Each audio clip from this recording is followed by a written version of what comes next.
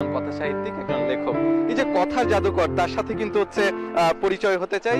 তিনি হচ্ছে শকীদ নোমান। তার কাছে প্রথম যে প্রশ্নটি, যে এই যে বইমেলা, সেটি আসলে মানুষের জীবনে সার্বিকভাবে কোনো ধরনের কি আদতে প্রভাব রাখে কিনা? নিঃসন্দেহে প্রভাব রাখে। কারণ হচ্ছে আমরা যখন কোনো একটা পণ্য উৎপাদন করি, তখন সেই পণ্যটা দোকানে কেন তোলা হয়? দোকানে তোলা হয় এই জন্য যে ক্রেতারা দেখবে, ক্রেতারা পছন্দ করবে, পছন্দ করে দেখে শুনে তারপরে সেই পণ্যটা সংগ্রহ করবে।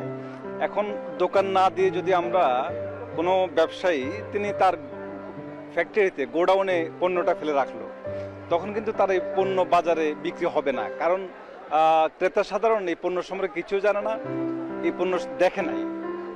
বইমেলা হচ্ছে সেই উৎসবের স্থল, সেই জায়গা যেখানে প্রকাশক তার পণ্যটিকে, একজন প্রকাশকের কাছে কিন্তু বইটি একটি পণ্য, লেখকের কাছে সেটা পণ্য নাও হতে পারে।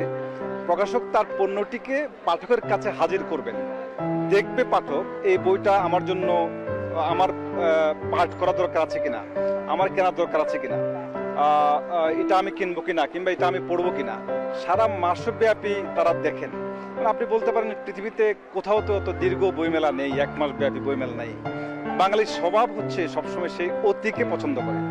আপনি প্রকৃতিতে দেখবেন যখন অতি বর্ষণ হয় তখন সবকিছু ভেঙে চুরমার করে নিয়ে যাচ্ছে, প্রবল বন্যায় দিক দিগন্ত ভেসে যাচ্ছে। আবার যখন আষাঢ়ের তীব্র খরা হচ্ছে তখন প্রচন্ড গরমে মানুষ হিটস্ট্রোক হয়ে মারা যাচ্ছে। এখন ওই কারণে আমরা ওই আমাদের যে চেতনা, বায়ান্নর যে চেতনা, সেই চেতনাকে ধারণ করে আমরা এটাকে একটি অতি করেছি, যে দীর্ঘ এক মাস ব্যাপী বইমেলা। এই অতির মধ্যে আমি খারাপ কিছু দেখি না। এই এই দীর্ঘ বইমেলার কারণে আমাদের প্রজন্মের মধ্যে, আমাদের তরুণ সমাজের মধ্যে একটি ইতিবাচক বার্তা যায় যে এই বইমেলা কেন, ভাষা কেন, ভাষার গুরুত্ব কোথায়, ভাষার প্রয়োজনীয়তাটা কোথায়, সাহিত্যের প্রয়োজনীয়তাটা কোথায়। এক মাস ব্যাপী আমাদের লেখকরা, আমাদের প্রকাশকরা এবং গণমাধ্যম যে পরিমাণ প্রচার দেয়, সারা জাতির মধ্যে একটা মেসেজ যায় যে সভ্য মানুষ হতে গেলে, আমি সভ্যটাকে কোরআন কোডের মধ্যে রাখছি, মানে ভালো মানুষ হতে গেলে, উন্নত মানুষ হতে হলে বই পাঠের কোনো বিকল্প নাই। এবং বই প্রকাশিত হয় বইমেলাকে কেন্দ্র করে। সাধারণত আমাদের এখানে বইমেলাকে কেন্দ্র করেই বই প্রকাশিত হয়। কোনো কোনো প্রকাশক সারা বছর ব্যাপী বই প্রকাশ করে, কিন্তু অধিকাংশ বই হচ্ছে বইমেলাকে কেন্দ্র করে বই প্রকাশিত হয়। 28 দিন ধরে সারা দেশ থেকে পাঠকরা আসেন। যারা প্রথম সপ্তাহে আসতে পারেন না তারা দ্বিতীয় সপ্তাহে আসেন, যারা দ্বিতীয় সপ্তাহে আসেন না তারা শেষ দিকে আসেন।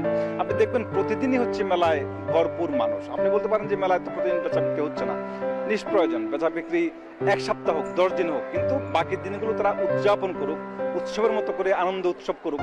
আমার তো উৎসব সীমিত হয়ে এসেছে। আপনার কথার প্রেক্ষিতে আরেকটি প্রশ্ন রাখতে চাই, যে এই যে বললেন যে বেচা কিনার কথাটা, যে এই বইমেলায় নাকি বিশেষ করে হচ্ছে অনেকটাই বেচা কিনা কম, তো সেই বিষয়ে আগামীতে যারা প্রকাশক আছে তারা যদি লসের মুখে পড়ে বা ক্ষতির মুখে পড়ে, সেটি কি পুষিয়ে উঠে আগামীতে বইমেলায় স্টল দিতে আগ্রহ প্রকাশ করবে কিনা? না, বইমেলায় বিক্রি কম হয় এটা আমরা প্রতি বছর শুনি। প্রকাশকরা সবসময় এটা বলে থাকেন যে না, এবার খুবই খারাপ হয়েছে। কিন্তু সকল সংকট কাটিয়ে পরবর্তী বইমেলায় দেখা যায় তাদেরকে আবার স্টল নিতে। এবার হচ্ছে সত্যিকার অর্থে যে বই বিক্রি কম, এতে কোনো সন্দেহ নাই। কারণ এবার আমি প্রকাশককে আহত করে কোনো কথা বলতে চাই না, আমি নিজের অভিজ্ঞতা থেকে দেখছি। ধরুন আমার যে বইটি প্রথম এডিশনে 500-700 কপি বিক্রি হতো, আজকে বইমেলার 19তম দিনে সেটা হয়তো 300-350 কপি বিক্রি হয়নি। আমার ক্ষেত্রে যে ব্যাপারটা তা নয়, অধিকাংশ প্রকাশকের ক্ষেত্রে, অধিকাংশ লেখকের ক্ষেত্রেও এটা সত্য। কারণ হচ্ছে আমরা একটি অস্থির সময় পার করে এসেছি এবং এখনো করছি। আমাদের রাজনৈতিক স্থিতিশীলতা এখনো পর্যন্ত আসেনি। রাজনৈতিক স্থিতিশীলতা না এলে অর্থনৈতিক স্থিতিশীলতা আসে না, সাংস্কৃতিক স্থিতিশীলতা আসে না, সামাজিক স্থিতিশীলতা আসে না। ফলে এই দুর্যোগপূর্ণ সময়ে আপনি দেখবেন প্রতিদিন শাহবাগে কোনো না কোনো গোষ্ঠীর, কোনো না কোনো আন্দোলনকারীর একটা মিটিং আছেই, থাকছেই। ফলে একটা বড় বাধা কিন্তু দর্শক পাঠকরা এখানে আসতে সম্মুখীন হচ্ছে। হ্যাঁ, ধন্যবাদ। আমি আরেকটি প্রশ্নে চলে যেতে চাই, যেহেতু আপনার বই নিয়ে আলাপ হলো না, তো বইয়ের প্রসঙ্গে আসতে চাই যে আপনার বইয়ের জনপ্রিয়তা কেমন দেখছেন। আর আমি তো জানি যে আপনার বই অনেক বিক্রি হয়, তো সেই জায়গা থেকে জনপ্রিয়তাটা কিভাবে উপভোগ করেন আপনি? জনপ্রিয় হওয়া একজন লেখকের জন্য অবশ্যই আনন্দের, কিন্তু সেই জনপ্রিয়তাটা যদি খুবই দুর্বল লেখা লিখে জনপ্রিয় হয় তাহলে সেটা আনন্দময় হয় না। একজন লেখক যদি সত্যিকার অর্থেই ভালো লিখে জনপ্রিয় হন, গার্সিয়া মার্কেস অনেক ভালো লিখতেন কিন্তু জনপ্রিয় হতো, তার একটা বইয়ের এডিশন অনেক অনেক হতো, প্রায় 2 লক্ষ 3 লক্ষ 5 লক্ষ প্রথম এডিশনে ছাপা হতো। সেই জনপ্রিয়তা খারাপ কিছু না। হারুকি মুরাকামি অনেক জনপ্রিয় লেখক কিন্তু তিনি ভালো লেখেন, তার কাফকা অন্তঃসুর অসাধারণ, বিশ্ব সাহিত্যের মানের একটি উপন্যাস। এখন আমি যদি ভালো না লিখে জনপ্রিয় হই, সেই জনপ্রিয়তা আমার জন্য ক্ষতিকর, কিন্তু আমি যদি ভালো লিখে জনপ্রিয় হই তাহলে সেই জনপ্রিয়তা আমার জন্য অবশ্যই ভালো এবং কল্যাণকর। আমাকে বুঝতে হবে যে শুধু আমি নই, আমার জাতি, আমার পাঠক একই সঙ্গে শিক্ষিত হচ্ছে, তাদের পাঠ রুচি উন্নত হচ্ছে, তারা ক্রমশই একটা কল্যাণকর পথের দিকে এগিয়ে যাচ্ছে। আপনার বইয়ের নামটা শুনতে চাই, যে কি বই নতুন করে পেয়েছি আমরা, আর একই সাথে হচ্ছে কেমন সাড়া ফেলছে?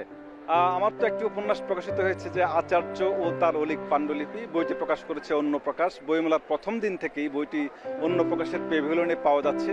একজন বিখ্যাত লেখক এবং অধ্যাপককে কেন্দ্র করেই এই উপন্যাসটি রচিত। তার জীবনের হাহাকার, বেদনা, প্রেম রপ্রেম, দাম্পত্য এবং দাম্পত্য সংকট, এমনকি তার একজন পিএস ছিল।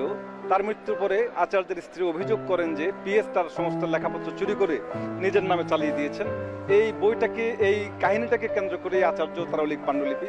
আসলে কি অনন্ত আত্মিক লেখা চুরি করেছিল, নাকি তার এটা আচার্যের স্ত্রী কোনো অসুয়ার বই প্রকাশ?